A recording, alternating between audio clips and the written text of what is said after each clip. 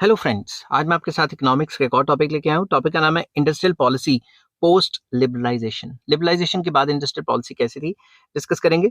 Chapter का नाम है इंडियन इकोनॉमी पोस्ट लिबरलाइजेशन। इस चैप्टर के सारे लिंक्स आपको डिस्क्रिप्शन में मिल जाएंगे। चलिए शुरू करते हैं। Industrial policy indicates the road map for the industrial development of a country. किसी भी कंट्री की इंडस्ट्रियल पॉलिसी दिखाती है कि इंडस्ट्रियल सेक्टर को किस तरीके से डेवलप किया जाएगा, उसका रोड मैप दिखाती है। It shows various policy measures through which the government intends to facilitate and promote industrial development. इस इंडस्ट्रियल पॉलिसी के अंदर काफी प्रोग्राम्स एंड पॉलिसीज आ जाती है, सरकार के पॉलिसी मेजर्स आ जाते हैं जो कि दिखाते हैं कि किस तरीके से फैसिलिटेट किया जाता है और प्रमोट किया जाता है इंडस्ट्रियल डेवलपमेंट को एक कंट्री में।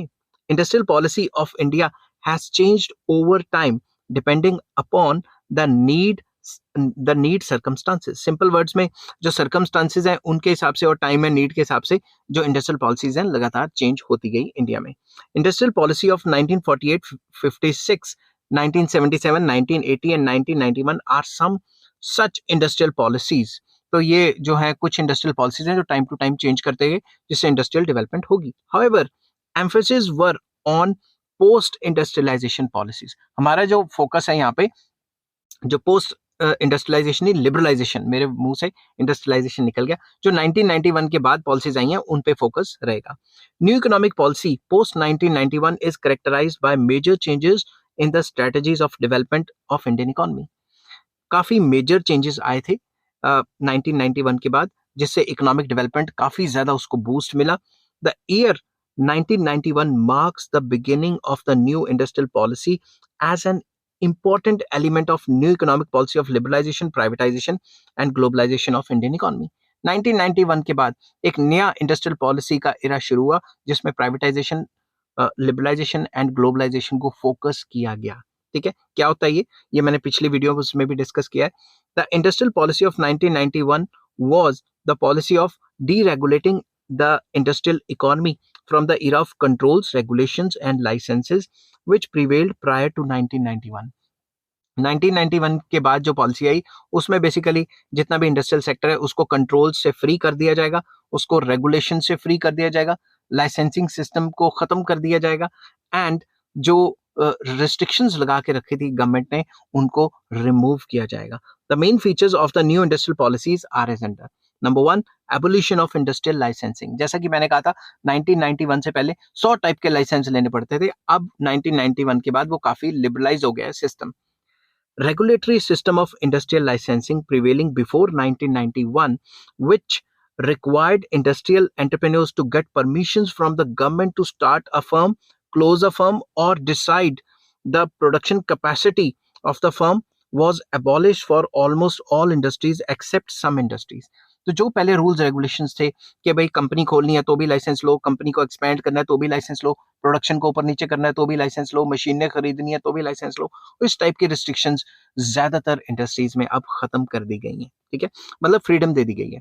पॉलिसी ऑफ डी रिजर्वेशन, पहले कुछ एरियाज को रिजर्व रखा गया था स्मॉल स्केल इंडस्ट्रीज के लिए, मगर अब डी रिजर्व कर दिया गया। Before 1991 private sector was not allowed in many industries. Private sector काफी इंडस्ट्रीज में अलाउड ही नहीं था। ठीक है, some industries were reserved for public sectors while some goods could be produced only by the small scale industries. कुछ industries को reserve रखा गया था पब्लिक सेक्टर के लिए और कुछ को रिजर्व रखा गया था स्मॉल स्केल इंडस्ट्रीज के लिए। ठीक है, under the new policy the number of industries reserved for the public sector was reduced from 17 to 3। जो नंबर ऑफ इंडस्ट्रीज हैं जो सरकार चलाएगी वो 17 से कम करके 3 कर दिया, और आस्ता आस्ता मेरे ख्याल से इस टाइम पे अडानी की ट्रेनें भी चलनी शुरू हो गई हैं और बिजली भी खत्म हो गई है, रेलवेज भी होती जा रही है, और अब सिर्फ मेरे ख्याल से न्यूक्लियर रह गया है, वो भी कहीं सरकार प्राइवेट ना कर दे। ठीक है, many production areas which were reserved for the small scale industries have now been decreased. जो स्मॉल स्केल इंडस्ट्रीज के लिए एरिया रिजर्व किए गए थे वो भी कम कर दिए गए हैं। नेक्स्ट आ जाता है रिलैक्सेशन ऑफ मोनोपलीज। पहले एमआरटीपी एक्ट लागू कर देते थे, monopoly and restrictive trade practices, जो काफी स्ट्रिक्ट होता था, बट अब उसको भी रिलैक्स कर दिया गया है। Before 1991 large monopoly firms were required to seek approval of government for investment proposals. जो मोनोपली फर्म्स होती थी उनको मोर इन्वेस्टमेंट करने के लिए सरकार से परमिशंस की जरूरत पड़ती थी।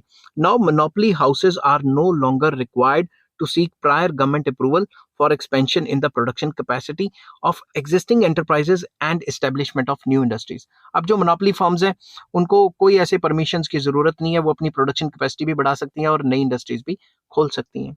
Importance of small scale industries की काफी ज्यादा इंपॉर्टेंस है, अभी भी है और पहले भी रहेगी और हमेशा से रहेगी. Small scale industries have been accorded high priority in a view of their role in the diversification of industrialization, generation of employment, achievement of यहाँ पे कॉमा लगाना भूल गया मैं, एंड लगा देता हूँ, एंड ठीक है, and achievement of balanced growth, balanced regional growth. तो सिंपल वर्ड्स में जो स्मॉल स्केल इंडस्ट्रीज हैं वो एम्प्लॉयमेंट तो जनरेट करती हैं, इक्विटी भी लेके आती हैं और रीजनल डेवलपमेंट भी करती हैं.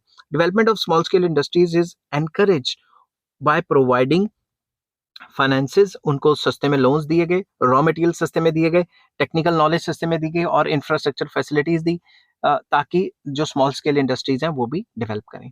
नेक्स्ट आ जाता है reducing the role of public sector enterprises.